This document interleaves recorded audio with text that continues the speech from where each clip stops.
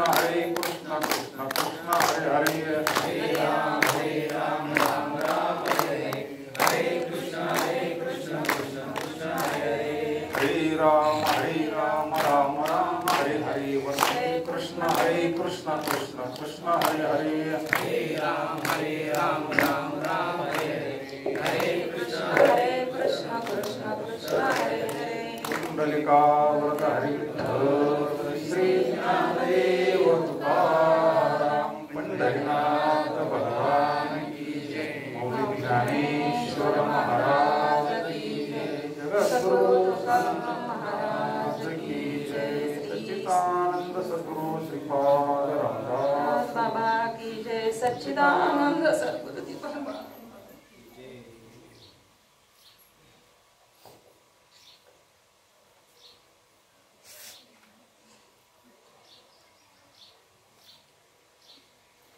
मला बसायचं नव्हतं इथं.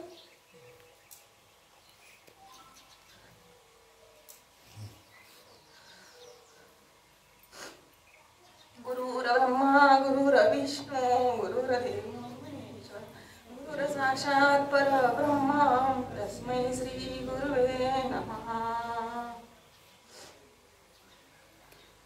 वसुदेवसुतं देवं कंसचाणूरमर्दनं देवकी परमानन्दं कृष्णं वन्दे जगद्गुरुम्.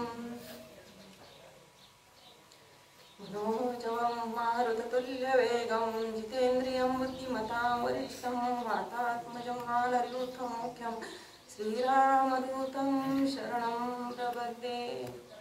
श्रीरामचन्द्रा करुणा समुद्रा ध्यातो तुझी मानस राजमुद्रा, नेत्री नयरे तुझ बीन निद्रा, कैभेट मजला समुद्रा.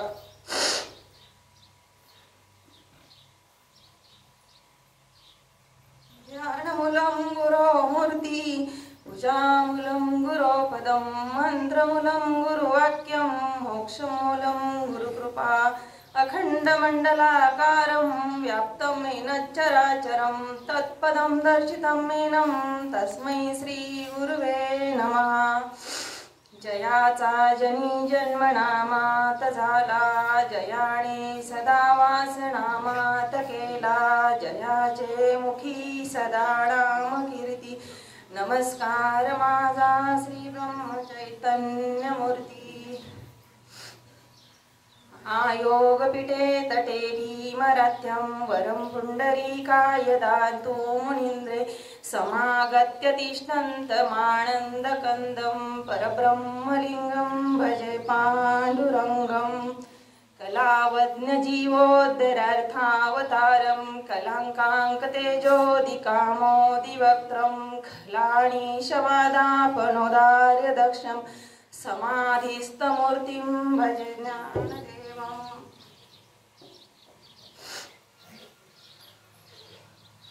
आता हृदय आपुले चौफावणे आंबले, वरी बैसो पाऊले श्रीगुरूंची. ऐक्य भावाची अंजुळी सर्वेंद्रिय पुरमुळी, भरून या पुष्पंजळी अर्धदेव. आता या ओव्या सगळ्यांच्याच पाहते, नसले पाठ तरी उद्या ज्ञानेश्वरी काढली म्हणजे सगळे वाचणारच आहे. तुम्ही म्हणाल काय ना बोलायला लावतं मी तर आल्यालाच रडायला चालू केलं. त्याचं कारण असं का माझे गुरूंनी दिलं ठेवलं.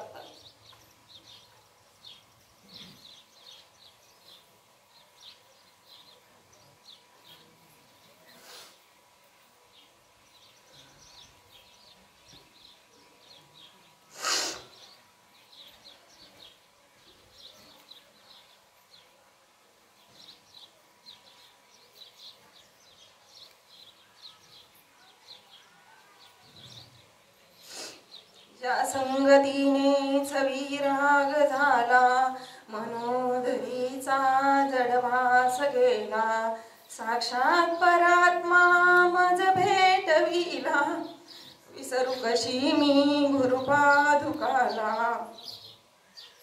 सद्योग पंथे घरी आणले, अंगेच माते परब्रह्म केले प्रत्यक्ष तो बोधरवी उदेला विसरू कशी मी गुरुपादुकाला अनंत माझे अपराध कोटी नाणी मनी घालुनी पोटी प्रबोध करिता शिन फार झाला विसरू कशी मी गुरुपादुकाला आता कसा हा उपकार फेडू हा जीव वाळून दूर सोडू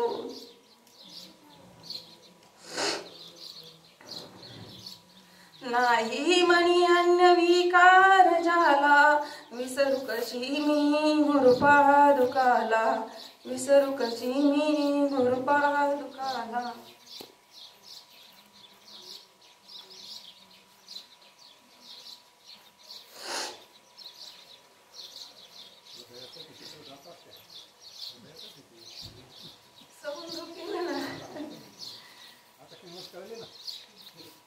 किंमत कळली पण किंमत कधी कळते जास्त कळते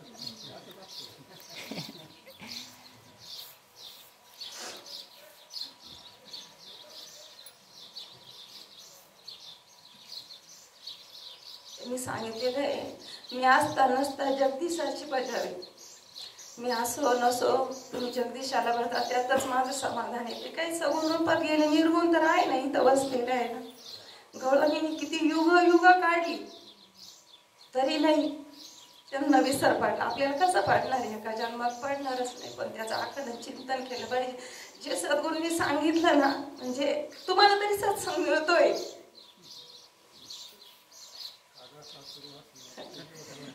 मला किती वर्ष म्हणजे सत्संग मिळालाच नाही मी जशी लग्न झाले मी 15 वर्ष जवळजवळ 16 वर्ष मला कसलंच काही नाही पण मला जे सद्गुरूंनी जी वस्तू दिली ना ती मी जतन केली फक्त पण देवाने मला बरोबर गाठी भेटी घालून दिला सगळ्यांच्या घालून दिल्या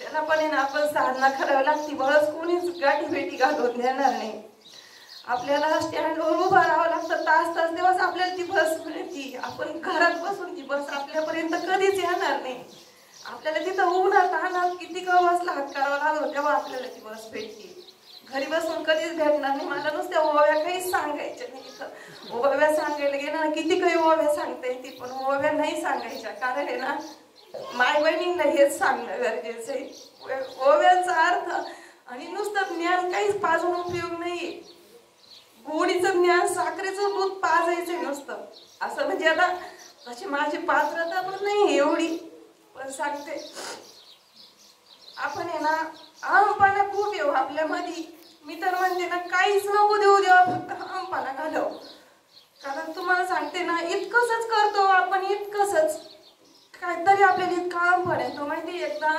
माऊली ज्ञानेश्वर माऊली मुक्ताबाई सगळे भावंडाशी बसलेले होते समोरून असं खांद्यावर आहे ना एक नांगर घेऊन शेतकरी चालला होता मुक्ताबाईंनी सांगितलं म्हणे ज्ञानदादा अरे तू ज्ञानेश्वरी केली सगळं केलं भावार्थ गीतिका सगळं केलं पण आणि या शेतकऱ्यासाठी काहीतरी करलं तू अरे त्याला नाही वाचता येणार एवढं आणि वाचता नाही आलं तर त्याला वेळ नाही तेवढा वाचायला तू काहीतरी कर त्यांच्यासाठी हरिपाठ केलेला आहे तुम्हाला सांगते हरिपाठ आहे तुम्ही सकाळी दिवस उगवले रोज म्हणा ना कशाला नका ज्ञानेश्वरी वाचू मी म्हणत नाही तुम्ही रोज ज्ञानेश्वरी वाचा तुम्ही रोज गाथा वाचा तुम्ही एक हरिपाठ करा फक्त मी माझं उदाहरण सांगते मला कामही जरी असायचे शेतातले घरातले मी सकाळी अंघोळ झाली साडी दिसले का माझ्या स्वयंपाकाला म्हणजे मी वाहवाने सांगते बरं की अजिबात मी स्वयंपाकाला मी आज पण स्वयंपाकाला सुरुवात केली का हरिपाठ चालू करते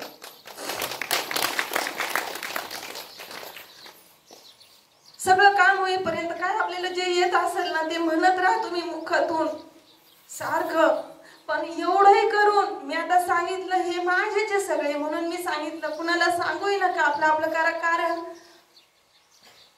दृष्ट लागती भक्तीला पण तुकाराम महाराजांच्या भक्तीला दृष्ट लागली ते भंडारा डोंगरावर जाऊन बसत होते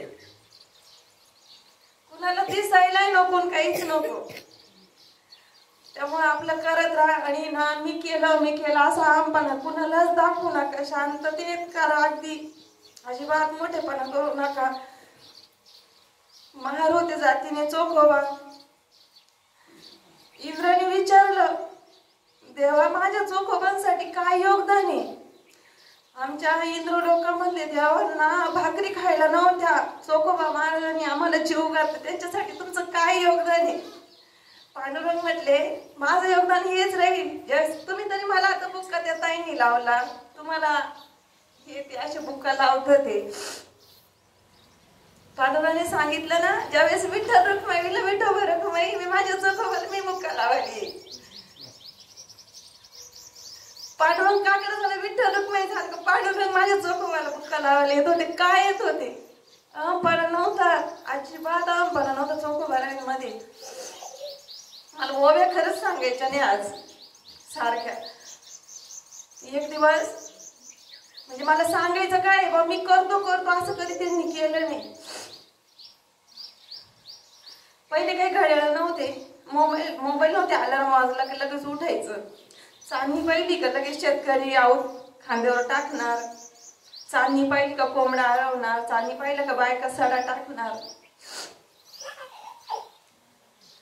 हे देव चुकीची चांदणी पाहिली माझ्या चोखोबारायांनी. मार होती जातीने, सगळ्यांनी त्यांना असं दूर लोटलं, पण माझ्या पांडुरंगाने नाही लोटलं. चांदणी चुकीची पाहिली, धोतर खांद्यावर टाकलं ना आंघोळीला गेले. आंघोळ केली, तिकडून आले, काकडा चालू केला. काकडा संपला, सूर्यनारायणच येईना वरती. काय भानगडे म्हणे, आज सूर्यनारायण का वरती येईना? माझ्या रुसला का काय म्हणे सूर्यनारायण? हात जोडले म्हणे, सूर्यनारायण अरे माझ्या जवळ जर काही चुकलं असेल ना तर मला माफ कर म्हणे. सोऱ्याबाई म्हणते, तुम्ही परत एकदा काकडा चालू करा. रुसला असेल देव का होईना, परत काकडा चालू केला. काकडा संपायच्या सूर्यनारायण वरती आले. डबल काकडा झाला. किती आनंद व्हायला पाहिजे. डबल काकडा झाला ना आज माझा हरिपाठ दोनदा झालं तर मी किती फुगल ना, बरोबर आहे का नाही? आज डबल माझ्या चोखोवर रडायला लागली.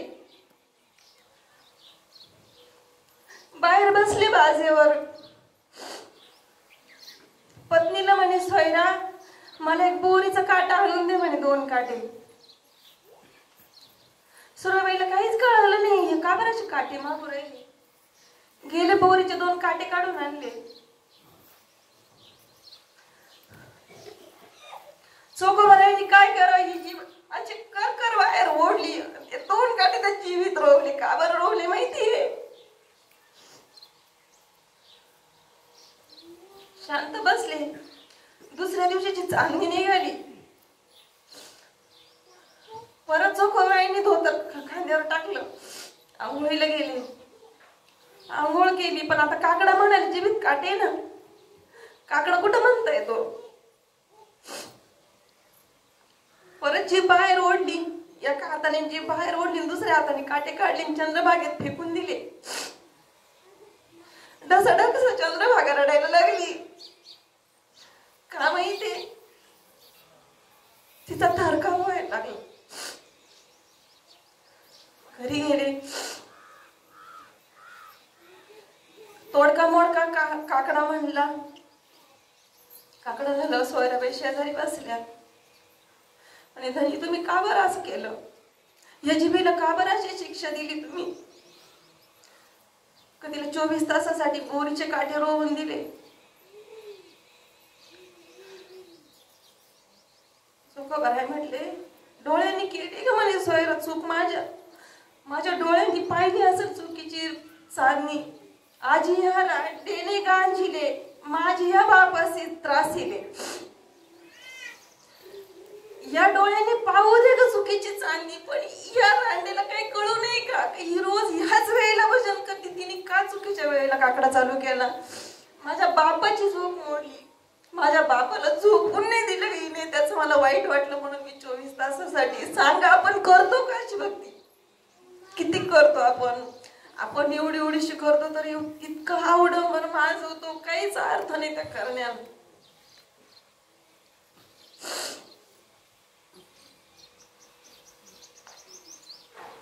आपल्याला जेवढं जमन ना तेवढं करायचं. आपण आणायचं नाही, मी केलं, मी करतो, मी करते, अजिबात नाही. जसं जमल तसं करायचं. आणि काही नाही, आपण म्हणतो मी गेल्यावर माझ्या पोरांना डबा कोण करी, नवऱ्याला कोण देईल, काही नाही. प्रत्येकाला प्रत्येकाचं गाठोडं देवाने बांधून दिलेली. जन्माला घालतो तुझी दोरी देतो. फक्त आपली करायची इच्छा पाहिजे, आपण कोणत्याही परिस्थितीत केलं पाहिजे बस. एकदा प्रतापगडावर रामदास स्वामी शिवाजी महाराज असे ते माझ्या आता जसं जसं वाचनात आलेलं आहे ते सांगते बरं का मी.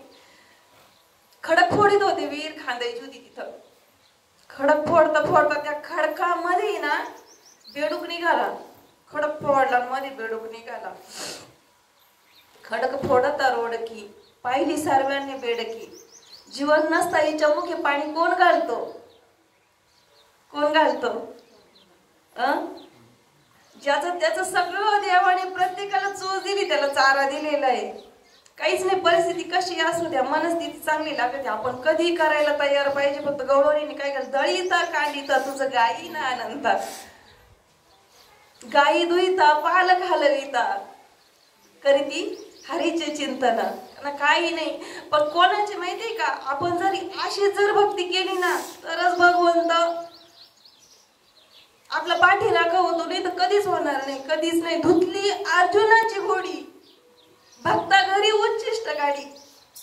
काय अर्जुनाची घोडी धुतली भगवंतानी, का धुतली? भक्ती होती तशी.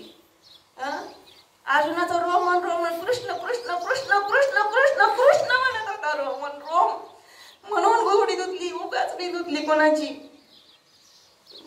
चोखोबारायांच्या बायकोचं बाळंतपण केलं. आता सांगायच्या बोलायच्या गोष्टी नाहीये. बाळपणीचं धुणं म्हणजे नुसता वैस वास येतो. अख्खं गाव पांडुरंग धुणं धुवायला जातात आणि विष्णुपद गोपदाच्या खाली, चंद्रभागेच्या पार खाली, कारण बाळंतीचं धुणं इकडं नाही धुवायचं. सगळा वास दुसऱ्या कपड्यांना लागल, पार गोपदाच्या खाली हुसकून देत होते, तरी माझा पांडुरंग का धुणं धुत होता. भक्ती तशी होती. एक दिवस जास्त लवकर जाग आली आणि भगवंताचं नामस्मरण केलं तरी वाईट वाटलं, कारण माझा बाप झोपलेला होता, त्याला झोपून दिलं नाही. एवढं केलं ना, त्याच्यामुळे देव आला. कशासाठी आला? फक्त भक्ती पाहून आला. पण आपण तशी केली पाहिजे ना, बरोबर आहे का नाही? कुठेही राहा तुम्ही, संग असू द्या नसू द्या, सद्गुरूंनी जी निज वस्तू दिली ना तिचं फक्त जतन करा, कुठेही करा. त्यांनी सांगितलंय, मी असो नसो माझ्या पाठीमागे जगदीशाची भजले, तेच त्यांना समाधान आहे बस. काय केलं गोपींनी, शबरीने काय केलं? नदीचं पाण्यात रक्त रक्त झालं होतं. देवाने सांगितलं तिला शरण जा ऋषी मुनींनो, तर ते पाणी होईल पुरवत. गेले ना तिला शरण, झालं ना परत रक्ताचं पाणी.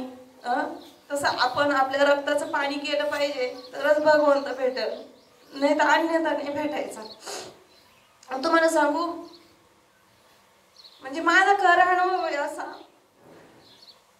सगळ्या जगांनी लाथवलं पाहिजे, लाथवलं तरच देव भेटतो आणि तरच आपल्याला त्याची आठवण येते.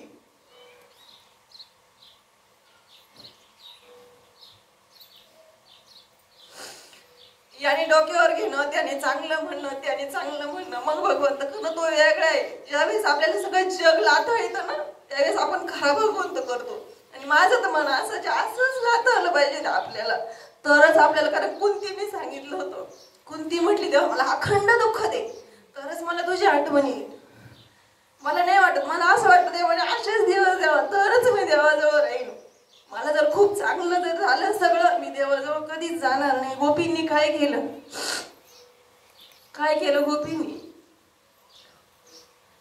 सगळं सुख होतं भगवान श्रीकृष्णांना, सगळं सुख होतं. 16,108 बायका, काय तो महाल, काय गडी, नोकर चाकर, सगळं अगदी जिथल्या तिथं होतं. तरी श्रीकृष्णाचे खिन्न होऊन बसलेले होते, एकटा कुणाचा लावून बसलेले होते एका बाजूला. रुक्मिणी मातेने विचारलं, तुम्ही असे का एकटक लावून बघताय, तुमचं कशातच मन लागत नाही? काही नाही ग म्हणे, मला माझ्या गोकुळची खूप आठवण येते. मी लहानपण जिथं घालवलं ना, मला तिथली खूप आठवण राहिली म्हणे. का बरं काय माहिती? झालं म्हणे तुमचं कायमचं तेच आहे. तुम्हाला थोडे दिवस आनंदात गेले का तुम्हाला तुमची गोकुळची आठवण येणार, गवळणीची आठवण येणार. आम्ही काहीच नाही का, गप्प बसली, काही नाही बोलली. मुद्दाम नाटक केलं. खूप ताप आला म्हणे मला, खूप ताप आला. किती वैद्य बोलवले, सगळे वैद्य बोलवले, कोणत्याही वैद्याच्या गुण येईना भगवान श्रीकृष्णांना. रुक्मिणी माता वैतागल्या म्हणे, आता काय औषध कोणतं आणायचं देवा तुम्हाला तर तुम्ही बरे व्हाल. नाही म्हणे आता रुक्मिणी, आता हा आजार मला घेऊनच जातो असं वाटू राहिलं, आता मी काही बरं होतच नाही याच्यातून. म्हणे असं का बरं म्हणता तुम्ही? नाही म्हणे, नाही आता मी नाही बरं होत म्हणे याच्यातून. तेवढ्यात आले नारद महर्षी तिथं, नारायण नारायण करत आली.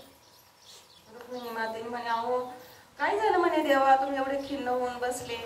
काही नाही म्हणे, मला आहे ना.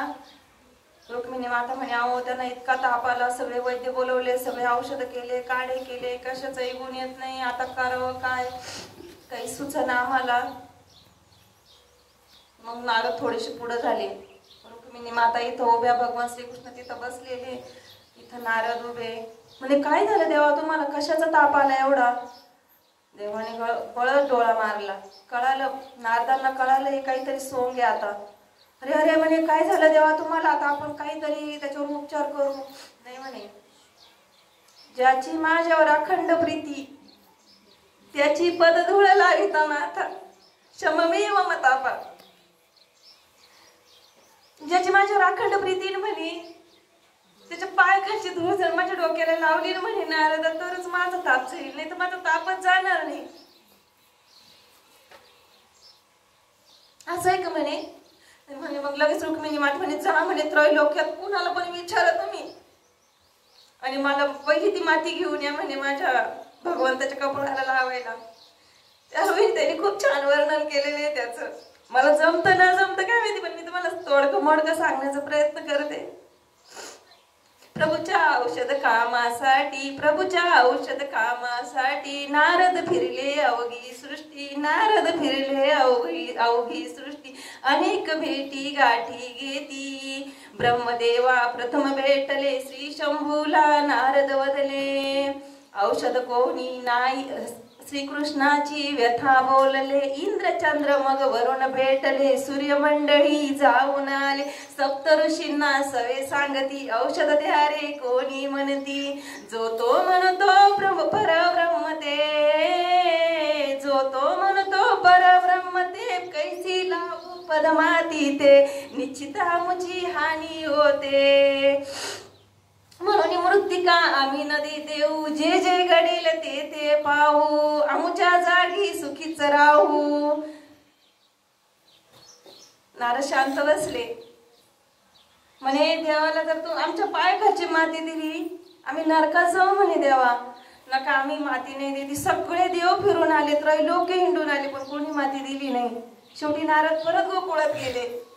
देवाचा ताप तर अजूनच चढलेला. रुक्मिणी माता म्हणे, आता काय करायचं, ताप तर उतरत नाही, आता आपण काय केलं पाहिजे म्हणे. भगवान श्रीकृष्णाने काय बोलावं नारदाला. नारद तुम्ही कुठं कुठं जाऊन आले? नारदाने सगळं सांगितलं. त्या यादीमध्ये म्हणे माझ्या गोकुळचं वर्णन आलं का कुठं? माझ्या गोकुळला गेले होते का तुम्ही? माझ्या गोपींकडे गेले होते का तुम्ही? सगळीकडे जाऊन आले, माझ्या गोपींकडे का नाही गेले? जातो म्हणे मी. गेले ते गोकुळात गेले. आता भगवान श्रीकृष्ण एवढे मोठे झाले होते, जवळजवळ तीन युग संपली होती. पण त्या गवळणी आता त्या आजी झाल्या होत्या, त्यावेळेला आजी झाल्या होत्या त्या, तरी त्या नातवांना सजवीत होत्या, मडवीत होत्या, त्यांच्यामध्ये श्रीकृष्ण पाहत होत्या. इतकं छान वर्णन आहे ते. श्रवणी मनोहर मकर कुंडले फुल्ल गल्ल कर्णात दीर्घ. श्रवणी मनोहर मकर कुंडले फुल्ल गल्ल कर्णात सुंदर कर्णात दीर्घ.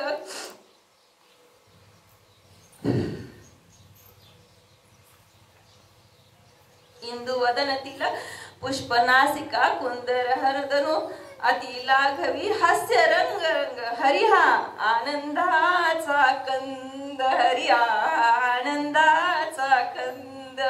अशा त्या इतक्या सुंदर त्या नातवांना सजून त्यात भगवान श्रीकृष्णाचं रूप पाहत होत्या. त्यांना असं झालं आता म्हणजे काय भक्ती, काय मी म्हणे आता मी परत गेलेलो बरोबर म्हणे काही नाही म्हणे आपल्या इथं आपण आपल्याला लय मोठं मिरवीत होतं पण इथं आलो होतं आपण एकदम फिकं पडलो म्हणे काय अर्थ आहे आपल्या यामध्ये. पण चला पुढे जाऊ. नारद म्हटले कुठून आले. गोपिका म्हटलं नारदा कुठून आले. कारण नारद असेच भगवान श्रीकृष्णाची बातमी घेऊन तिथं जायचे कायम. नारदा तुम्ही कुठून आले सांगा ना. नारदा तुम्ही कुठून आले सांगा ना. म्हणजे मी द्वारकेहून आले. माझं श्रीकृष्ण कसं आहे तो आमचं काही बोलतो का आमची काही आठवण काढतो का म्हणजे आमचं काही विचारतो का कधी. हो ना म्हणे भगवान श्रीकृष्णाला ताप आला आमच्या भगवान श्रीकृष्णाला ताप आला आणि वैद्याने बोलवले म्हणजे बोलवले ना वैद्य बोलवले सगळं केलं पण ताप नाही राहत म्हणे काय करायचंय त्याच्यासाठी.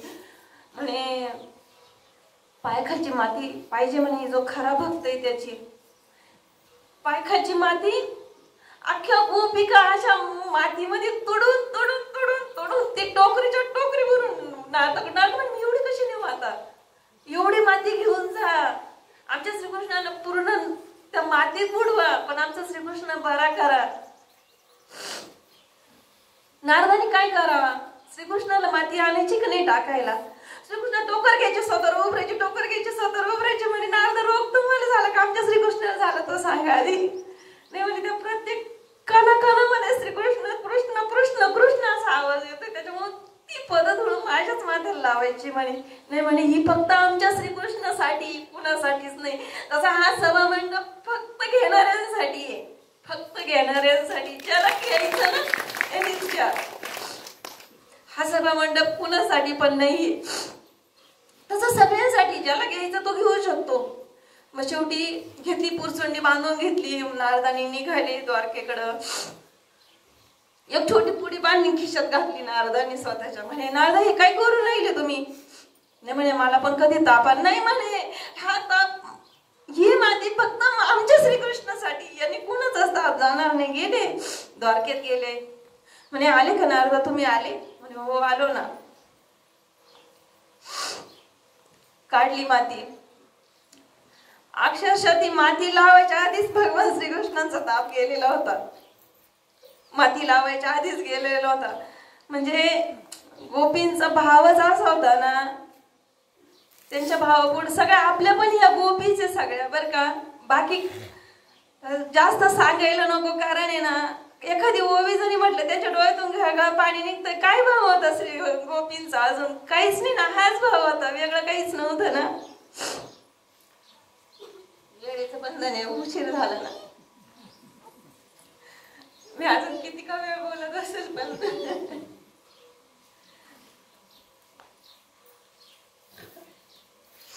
पुंडलिक वरदा हरी विठ्ठल श्री ज्ञानदेव तुकाराम पंढरीनाथ भगवान ज्ञानेश्वर महाराज की जय.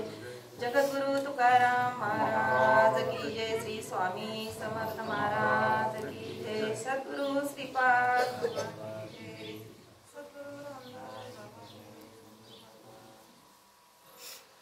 धन्यवाद. हरिभक्तीपरायण मायाताई थेटे